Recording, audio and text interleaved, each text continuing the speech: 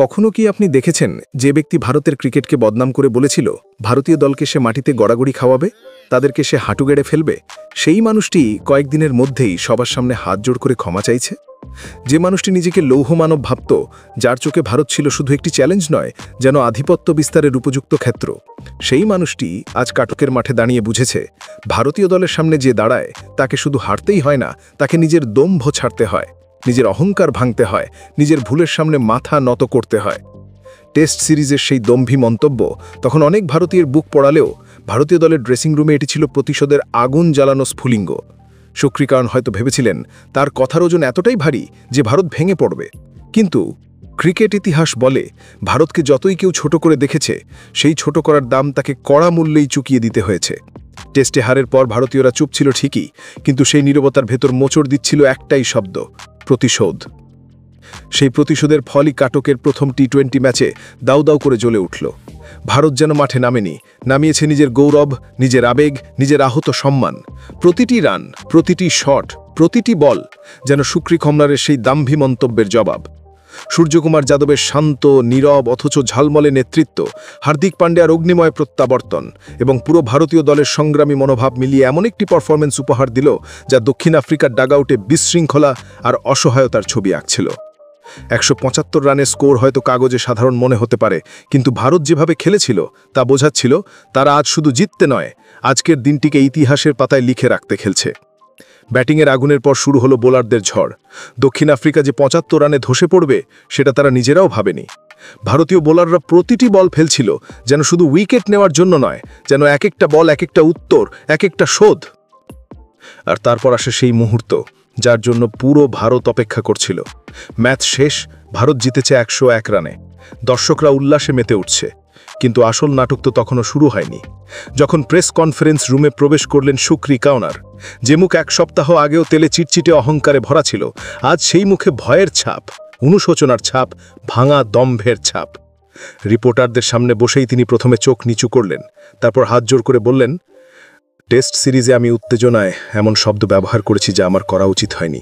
ভারতীয় দল গড়ায়, গড়াগড়ি খায় না। আজ তাদের পারফরমেন্স দেখে বুঝেছি ভারতকে অবমূল্যায়ন করা আমার বোকামি ছিল। একজন প্রতিপক্ষ কোচের এমন স্বীকারোক্তি সচরাচর দেখা যায় না। তিনি বললেন, রাঁচিতে রোহিত শর্মা যখন তার সঙ্গে হাত মেলাতে অস্বীকার করেছিলেন, তখন তিনি রোহিতকে অহংকারী মনে করেছিলেন। আজ তিনি উপলব্ধি করেছেন রোহিত অহংকারী ছিলেন না, বরং আহত সিংহের মতো নীরব প্রতিবাদ করছিলেন। রোহিতের সেই নীরবতা আজ মাঠে ঝড় হয়ে এসে দক্ষিণ আফ্রিকার উপর নেমে এসেছে। শুধু রোহিত নয়, বিরাট কোহলির ব্যাপারে কনর আরও অবাক করা কথা বললেন।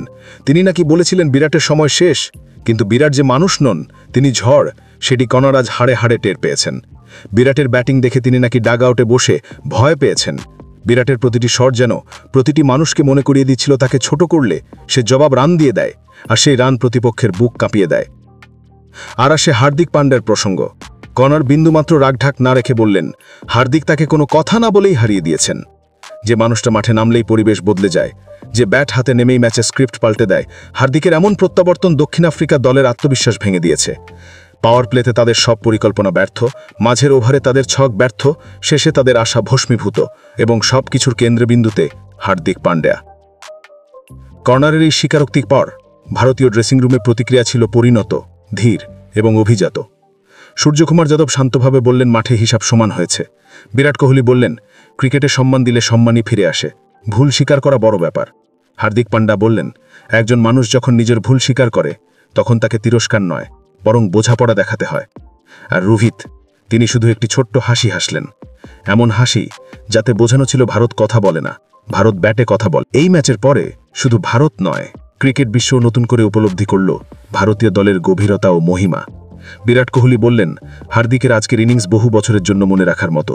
ধোনি বললেন, হার্দিক আজ যা করেছে তা কোনো অধিনায়কের জন্য আশীর্বাদের মতো। আর এবি ডিভিলিয়ার্স বললেন, বিশ্বে অনেক অলরাউন্ডার দেখেছি, কিন্তু হার্দিকের মতো প্রভাব খুব কম জনের আছে, সে আজ অন্য স্তরে পৌঁছে গেছে। কাটকের এই রাত শুধু একটি ম্যাচের জয় নয়, এটি ছিল অপমানের জবাব, সম্মানের পুনঃপ্রতিষ্ঠা এবং ভারতীয় ক্রিকেটের দাপটের ঘোষণা। ক্রিকেট বিশ্বকে ভারত জানিয়ে দিল, প্রতিপক্ষ যদি সম্মান করে ভারত হাত বাড়িয়ে গ্রহণ করে, কিন্তু যদি অসম্মান করে ভারত ব্যাট দিয়ে, বলে, জয় দিয়ে জবাব দেয়।